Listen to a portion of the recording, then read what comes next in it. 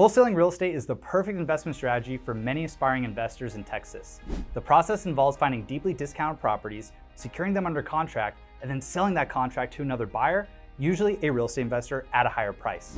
Now in this video, I'm going to give you a detailed overview on how to wholesale real estate in Texas, highlighting the steps, the legal considerations, the market insights, the strategies required to succeed, and all the resources you need to get started today. And be sure to download our state-by-state guide on how to wholesale real estate in the description down below. So what is wholesaling real estate? Well, wholesaling real estate is a strategy where an investor secures the rights to purchase a property and then sells those rights to another buyer for a profit. The most common method is the assignment of contract. This involves the investor, who's the wholesaler.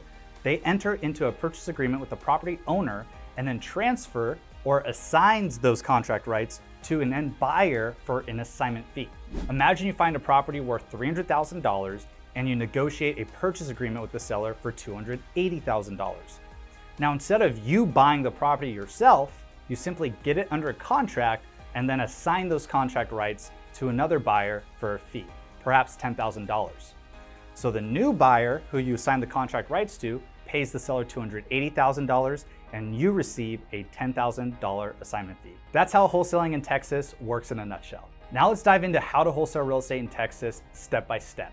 Step number one is picking your real estate market. So a lot of people get started in wholesaling real estate and they want to virtually wholesale in another state. That's not what I recommend or what we recommend. What I recommend is starting in your local market. So for example, if you're located in Austin, Texas, we recommend starting there.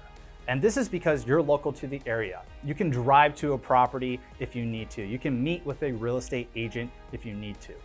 And 9 times out of 10, you know more than you actually know about your local real estate market.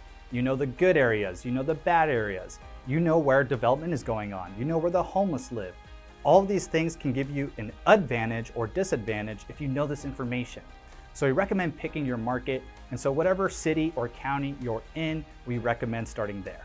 Step number 2 is finding 3 to 5 quality and local cash buyers in your area that you can wholesale deals to. Cash buyers are real estate investors, typically fix and flippers, that are buying multiple deals per month, and they want to work with wholesalers. So what we recommend is finding these cash buyers first, so you can find out the exact deals that they want and where they like to buy these deals. For example, some cash buyers may only want to buy in Dallas, Texas, but if you're in Austin, we want to find cash buyers that are buying in Austin, Texas. This will increase the likelihood of your success and allow you to get the highest wholesale fees possible. So how do you find these cash buyers in Texas? Number 1 is the Google Ninja trick. So if you're located in Austin, Texas, and you want to find cash buyers there, then go to Google and type in "sell my house fast, Austin, Texas." And what will appear in the organic search results of Google are real estate investors who have invested into their website so that they rank organically for those search terms. Because these investors, these cash buyers, they want to find motivated sellers. They want motivated sellers to come to them. So we pretend we're a motivated seller who's interested in selling our house. And what do? We find these actual cash buyers on the internet. Now, this is not something that takes hours. It can actually take minutes to find cash buyers in Texas using this strategy. Now, the second way to find cash buyers in Texas is to use Craigslist. So go to Craigslist.org and select your city, Austin, Texas, and then type in "sell my house cash" or "buy my house." And what you're going to find are advertisements now of cash buyers looking for people who want to sell their house. So you can go onto Craigslist, type that in, and then find these advertisements, find the emails and the phone numbers of cash buyers in your area that want wholesale deals. Now, step number 3 is finding deals on the MLS. The MLS is the multiple listing service, which is the database of all leads on the market in your area. And it's an extremely powerful tool for finding properties that you can wholesale. And here are several strategies for identifying potential wholesale deals. Number 1 is our day 0 strategy. With this strategy, you find all the new listings that have came on the market in the last 24 hours. We find all those listings, let's say 50, and we look for the distressed listings in there. There might be 5 or 10, and we want to focus and give those our attention. That's the day 0 strategy. Why we love this is because these are brand newly listed properties that need to go all cash, need to go to investors. So why not you? And if you can be first to the punch, first to the game, potentially you can get this property under contract. Throughout the years, there have been dozens and dozens of properties that we've gotten under contract simply because we were the first ones to call on that deal and to give that agent an offer that they liked. The second strategy to use on the MLS are old listings. This is when you go after properties that have been sitting on the market for over 90 days, because in this situation, the seller now might be motivated to negotiate and or sell their house. So for example, if you found a distressed house on the MLS sitting over 90 days, maybe that property was priced at $500,000 initially, but now throughout time, the seller is more motivated and willing to come down their price from $500,000 to $400,000. Or maybe there was some litigation going on or a divorce that is now settled, and now they're willing and able to sell their property. So go after old listings, find out the problem that's going on, and if you can be the problem solver, the solutions provider, then that will increase your likelihood of being able to get this wholesale deal under contract. Now, the third strategy for finding deals on the MLS are keyword searches. This is where you type in particular keywords that real estate agents put into the description of the property that identify this property as a distressed house. So for example, you could search contractor special, you can search cash, you can search diamond in the rough. And what will happen is that this algorithm will then present you with the properties that have this in the description, therefore making your job easier and presenting distressed deals to you that you can wholesale. Step number 4 for wholesaling real estate in Texas is now calling and talking to real estate agents. So once you use the strategies that I've told you, you've identified a property, now you want to call the actual real estate agent in charge of the deal. Now, the great thing about using the MLS, typically their contact information is on there, their phone number, their email. So you can give them a call, and what you want to do is make sure that this property is actually distressed. Make sure that this property is actually going to go to a real estate investor. Keep in mind, we only want to call on properties that are in a distressed condition that need fixing up and where the seller is in a distressed situation. Now, sometimes when we're looking at a property, in the description of the property, the agent's not going to tell us immediately from the listing that the seller's in a distressed situation.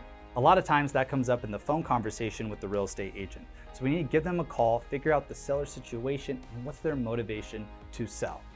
Now, from calling the real estate agent, we can also get additional information about the property. What type of renovation does it need? Are there any special features in this particular house? What does the agent think this house will sell at in its best possible condition? So we call the real estate agent, we extract this information, and through this initial phone call, we call it the discovery call because we're discovering more about this particular deal.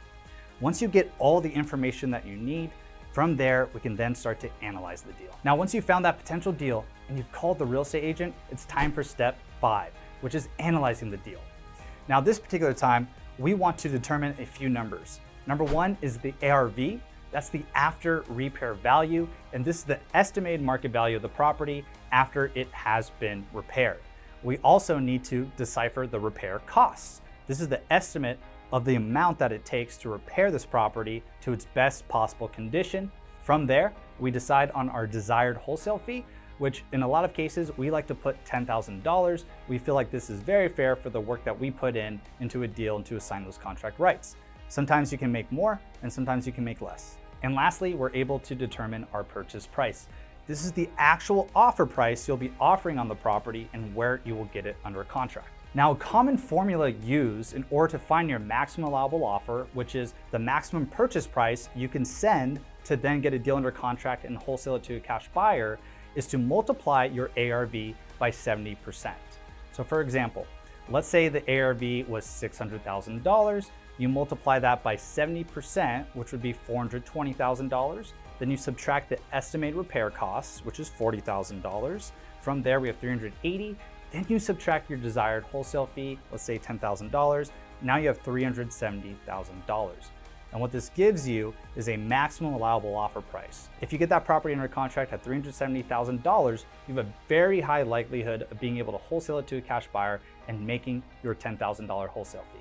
Now, that is a simple rule of thumb. And in our experience, if you want to have more competitive offers, if you want to get more offers accepted, we recommend using 80% of the ARV rather than 70%, because this will allow you to offer at a higher price. It'll allow you to be more competitive against the competition and will still give you a very high likelihood of being able to make $10,000 on each deal. Now, what we love using for every single wholesale and flip deal is our actual deal calculator. And if you want to give that a spin, Go ahead, download it at realestateskills.com/calculator, and you can plug in all of your numbers to analyze your wholesale deals in Texas. Now, once you've analyzed the deal, it's time for step number 6, which is submitting offers and negotiations. Arguably the most important step, because you can't get a deal under contract unless you submit an offer. And in this step, it is absolutely vital to send professional offers. You need to know what you're doing. You cannot send an offer that has a 60-day closing time frame. We need to use terms that real estate agents are familiar using with real estate investors. For example, a clean offer would be something with minimal contingencies, such as a 7-day inspection contingency and a 14-day close. That is a very quick closing time frame that a lot of sellers who are in a distressed situation need that quick offer so that they can get out of the situation that they're in. Now keep in mind, with most offers, an earnest money deposit is very common, also known as the EMD. This is a good faith deposit that you put down the property and is typically due within 72 hours of getting your property under contract. These deposits can range anywhere from $500 to $10,000 and really depends on your area. Additionally, this deposit is typically refundable, but be sure to check your contract. And if you want to check out our contracts for wholesaling real estate in Texas, you can go ahead and download those at realestateskills.com/contracts. Now, one of the most important pro tips I can give you about wholesaling real estate in Texas and being able to do this without any risk is to include a 7-day inspection contingency in your contract. What this does is it gives you 7 days to inspect the property and 7 days to back out of the property, do the inspection, and if you can't find a buyer. Now, once again, aim for a 14-day close on your contract or sooner. This will be the standard and will make your offers even more attractive when talking to real estate agents. But keep in mind, if that seller needs 28 days to close, then change your closing date to the 28th day. Be sure to always be accommodating with your terms to the seller in order to have the most attractive offers possible. Now, in order to be professional and credible, always include a proof of funds on each and every offer that you send. This is documentation that says you have access to the funds needed in order to purchase the property. Now, there's many ways to get these, from hard money lenders, private money lenders, but you need this proof of funds in order to be taken seriously and get your offers accepted. If you want to download our guide on how to get a proof of funds, go to realestateskills.com/proof, and we'll give you 2 different ways to get your proof of funds instantly. Now it's time for step 7, our favorite step, which is closing the deal. This is the final stage of actually closing the real estate transaction, where ownership is going to be transferred from the seller to the buyer, and where you are going to assign your contract rights to the buyer as well. And this is when you will get paid for your wholesale fee by completing this deal and assigning that contract. And this process involves coordinating with title and escrow companies, ensuring all paperwork is in order, and confirming that the funds have been properly transferred.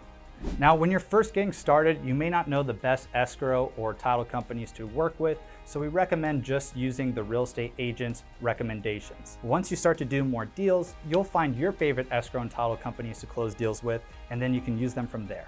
Now, a common question we get all the time is wholesaling real estate illegal in Texas?